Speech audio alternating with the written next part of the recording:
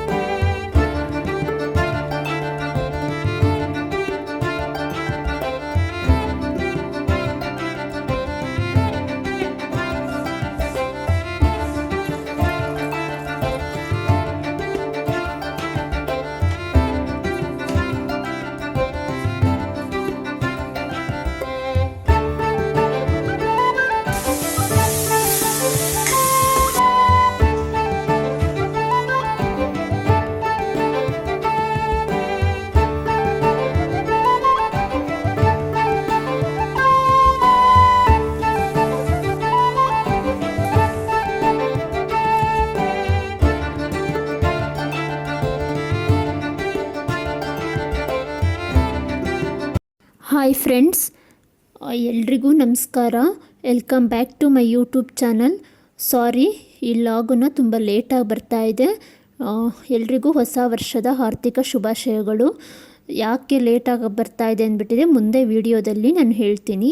ಇವಾಗ ಎಲ್ರಿಗೂ ಮೊದಲನೇದಾಗಿ ನನ್ನ ವಿಡಿಯೋ ಯಾರ್ಯಾರು ನೋಡ್ತಾ ಇದ್ದೀರಾ ಎಲ್ರಿಗೂ ಹೊಸ ವರ್ಷದ ಆರ್ಥಿಕ ಶುಭಾಶಯಗಳು. ಹ್ಯಾಪಿ ನ್ಯೂ ಇಯರ್ 2026 ಇಯರ್ಸ್ ಎಲ್ರಿಗೂ ಒಳ್ಳೆಯದಾಗಲಿ.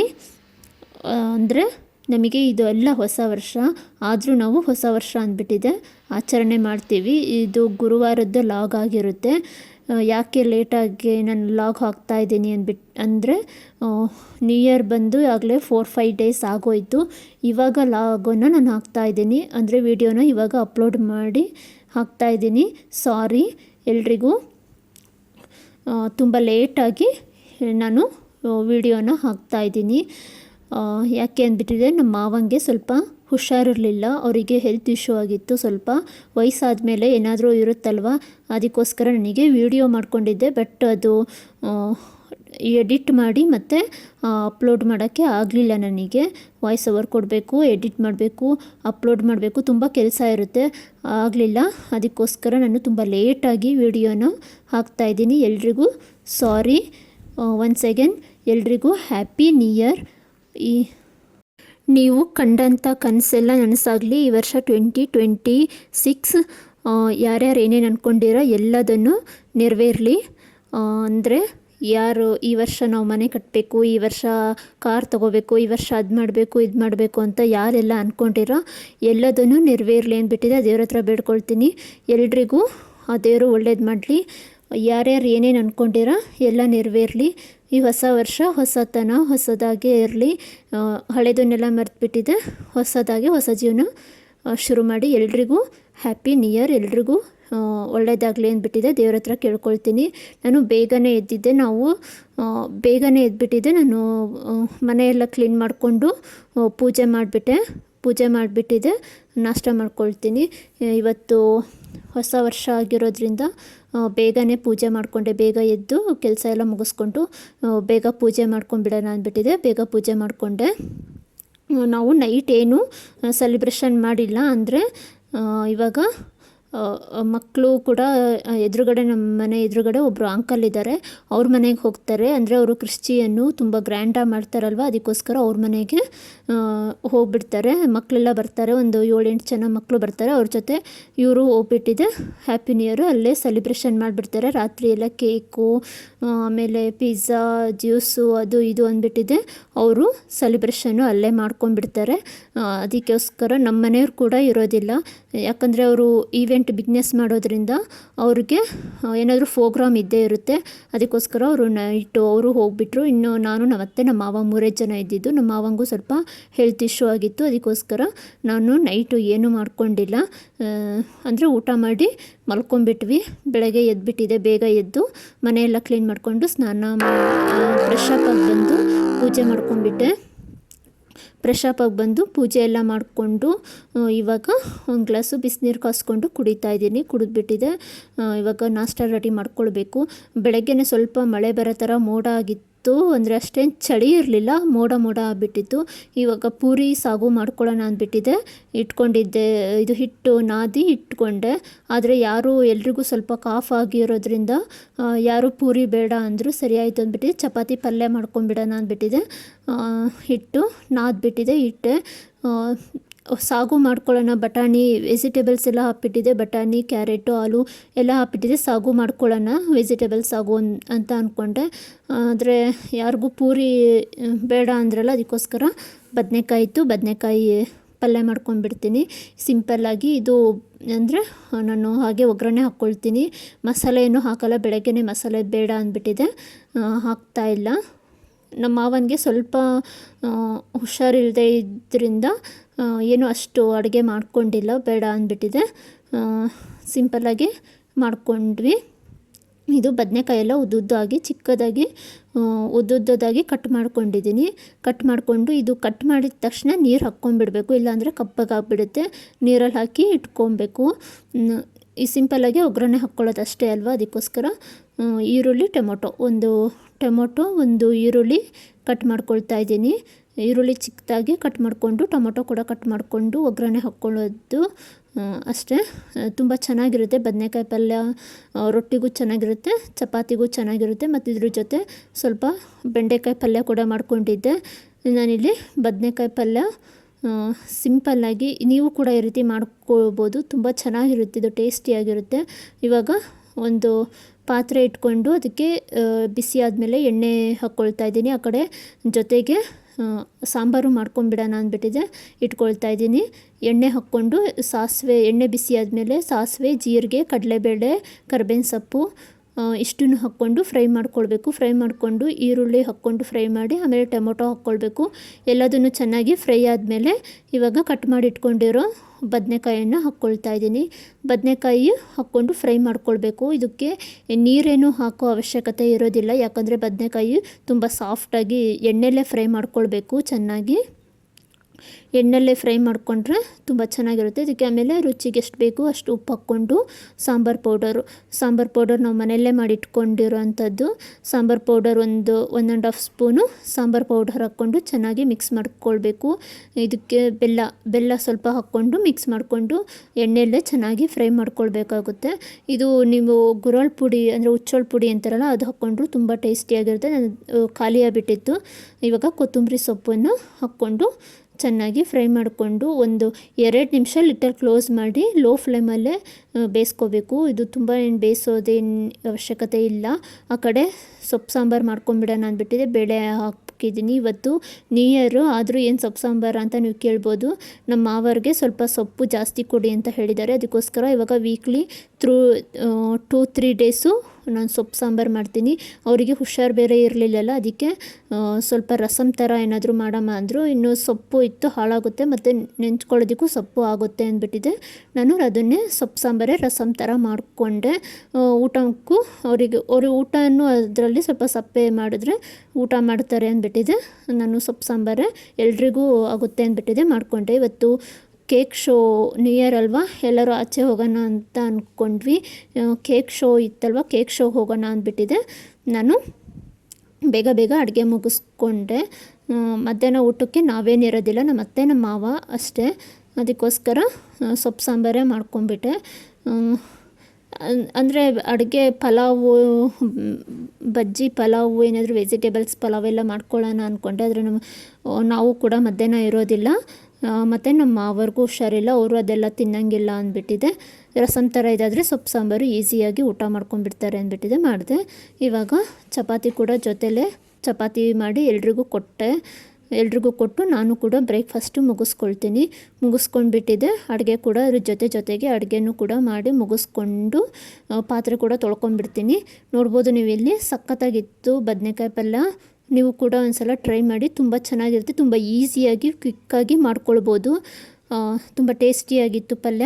ನಾನು ಕೂಡ ಇಲ್ಲಿ ಬ್ರೇಕ್ಫಾಸ್ಟು ಮುಗಿಸ್ಕೊಂಡು ಆಮೇಲೆ ಸ್ವಲ್ಪ ಸ್ವೀಟ್, ಇವತ್ತು ಹೊಸ ವರ್ಷ ಆಗಿರೋದ್ರಿಂದ, ನ್ಯೂ ಇಯರ್ ಆಗಿರೋದ್ರಿಂದ ಸ್ವಲ್ಪ ಸ್ವೀಟ್ ಏನಾದರೂ ಮಾಡ್ಕೊಂಡ್ಬಿಡೋಣ ಅಂದ್ಬಿಟ್ಟಿದೆ. ಜಾಮೂನ್ ಪ್ಯಾಕೆಟ್ ಇತ್ತು, ತುಂಬ ದಿವಸ ಆದರೆ ಹಾಳಾಗಿಬಿಡುತ್ತೆ ಅಂದ್ಬಿಟ್ಟಿದೆ.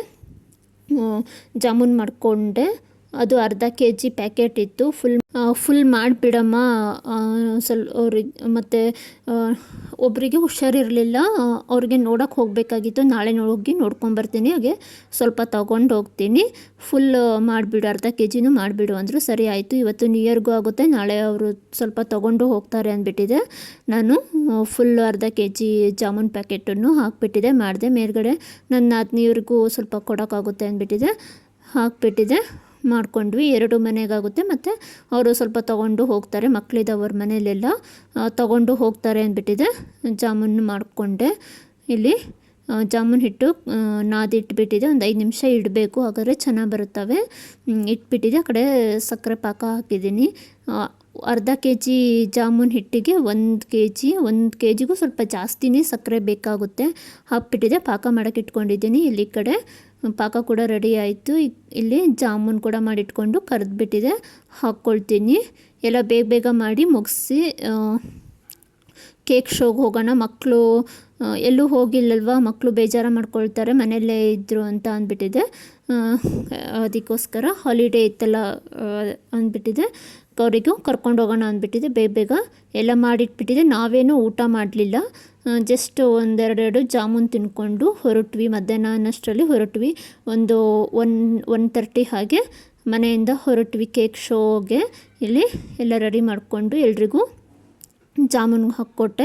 ತುಂಬ ಚೆನ್ನಾಗಿತ್ತು. ಒನ್ಸ್ ಅಗೇನ್ ಎಲ್ರಿಗೂ ಹ್ಯಾಪಿ ನ್ಯೂ ಇಯರ್, ಹೊಸ ವರ್ಷದ ಆರ್ಥಿಕ ಶುಭಾಶಯಗಳು. ನೀವು ಅಂದ್ಕೊಂಡಿದ್ದೆಲ್ಲ ನೆರವೇರಲಿ ಅಂದ್ಬಿಟ್ಟಿದೆ. ಭಗವಂತನಲ್ಲಿ ಪ್ರಾರ್ಥನೆ ಮಾಡ್ಕೊಳ್ತೀನಿ ನಾನು ಕೂಡ. ಎಲ್ರಿಗೂ ಹೊಸ ವರ್ಷದ ಆರ್ಥಿಕ ಶುಭಾಶಯಗಳು. ಇವಾಗ ಕೇಕ್ ಶೋ ನೋಡೋದಕ್ಕೆ ಹೋದ್ವಿ. ತುಂಬ ಚೆನ್ನಾಗಿತ್ತು. ಅಂದರೆ ಫುಲ್ಲು ರಶ್ಶು ಅಂತ ಏನು ರಶ್ ಇರಲಿಲ್ಲ, ಇತ್ತು ಅಂದರೆ ಅಷ್ಟೊಂದೇನು ರಶ್ ಇರಲಿಲ್ಲ. ಇದು ನಾವಂದರೆ ಸ್ವಲ್ಪ ಲೇಟಾಗಿ ಹೋಗಿದ್ವಲ್ಲ, ಮಧ್ಯಾಹ್ನ ಟೈಮು ಅಷ್ಟೊಂದು ಜನ ಇರೋಲ್ಲ. ಸಂಜೆ ಈವ್ನಿಂಗ್ ಅಂದರೆ ತುಂಬ ಜನ ರಶ್ ಆಗುತ್ತೆ. ಇವಾಗ ನೋಡ್ಬೋದು ನೀವು, ಇಲ್ಲಿ ತುಂಬ ಚೆನ್ನಾಗಿತ್ತು. ಯಾರೆಲ್ಲ ನನ್ನ ವಿಡಿಯೋ ನೋಡ್ತಾ ಇದ್ದೀರಾ, ಪ್ಲೀಸ್ ಸಬ್ಸ್ಕ್ರೈಬ್ ಮಾಡ್ಕೊಂಡು ನೋಡಿ. ನಿಮಗೆ ಈ ವಿಡಿಯೋ ಇಷ್ಟ ಆಗಿದ್ದರೆ ಒಂದು ಲೈಕ್ ಕೊಡಿ. ಯಾರೆಲ್ಲ ಹೊಸ ವರ್ಷ ನ್ಯೂ ಇಯರು ಪಾರ್ಟಿ ಮಾಡಿದ್ರಿ, ನ್ಯೂ ಇಯರ್ ಆಚರಣೆ ಮಾಡಿದ್ರಿ ಅಂದ್ಬಿಟ್ಟಿದೆ ಕಮೆಂಟಲ್ಲಿ ತಿಳಿಸಿ. ಪ್ಲೀಸ್ ಸಬ್ಸ್ಕ್ರೈಬ್ ಮಾಡಿಕೊಂಡು ವಿಡಿಯೋನ ನೋಡಿ ಸಪೋರ್ಟ್ ಮಾಡಿ. ವಿಡಿಯೋನ ನಿಮ್ಮ ಫ್ರೆಂಡ್ಸ್ಗೂ ಎಲ್ಲ ಶೇರ್ ಮಾಡಿ. ಪ್ಲೀಸ್ ಸಪೋರ್ಟ್ ಮಾಡಿ, ಸಬ್ಸ್ಕ್ರೈಬ್ ಮಾಡಿಕೊಂಡು ವಿಡಿಯೋ ನೋಡಿ. ಇಷ್ಟ ಆಗಿದ್ದರೆ ಒಂದು ಲೈಕ್ ಕೊಡೋದನ್ನು ಮರಿಬೇಡಿ. ಕಮೆಂಟಲ್ಲಿ ತಿಳಿಸಿ ವಿಡಿಯೋ ಹೇಗಿತ್ತು ಅಂದ್ಬಿಟ್ಟಿದೆ. ನೋಡ್ಬೋದು ನೀವು ಇಲ್ಲಿ ಒಳಗಡೆ ಕೇಕ್ ಶೋ.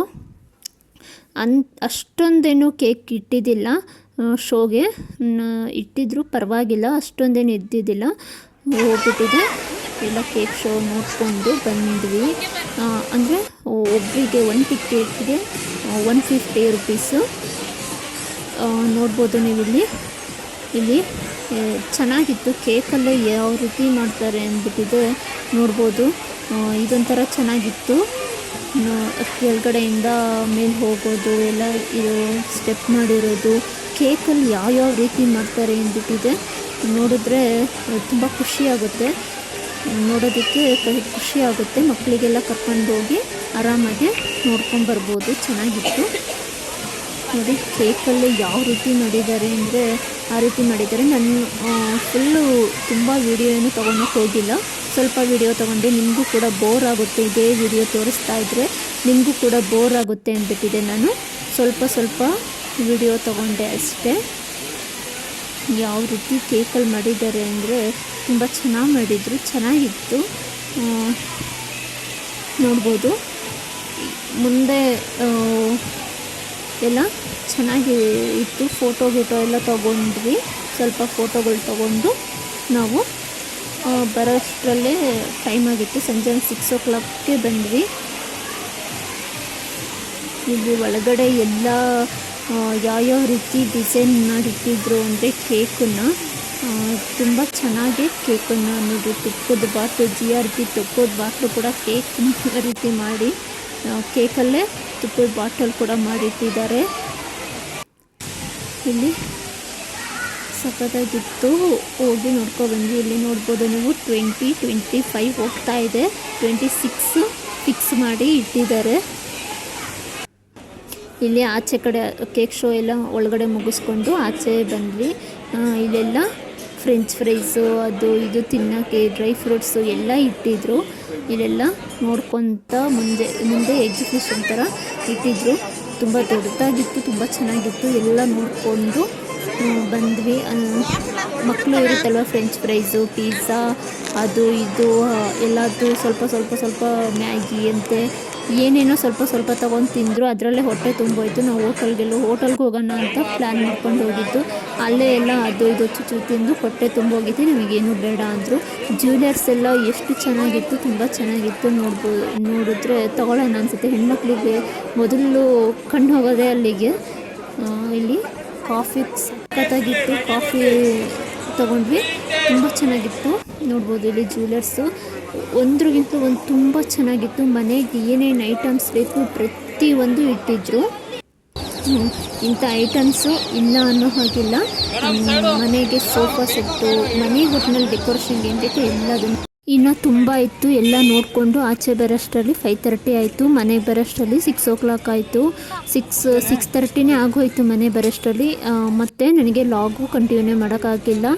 ಎಲ್ರಿಗೂ once again happy new year. ಇವತ್ತಿನ ವಿಡಿಯೋ ಇಲ್ಲಿಗೆ ಎಂಡ್ ಮಾಡ್ತಾಯಿದ್ದೀನಿ. ಸಿಗ್ತೀನಿ ನೆಕ್ಸ್ಟ್ ಲಾಗಲ್ಲಿ. ಅಲ್ಲಿವರೆಗೂ ಟೇಕ್ ಕೇರ್, ಬಾಯ್ ಬಾಯ್.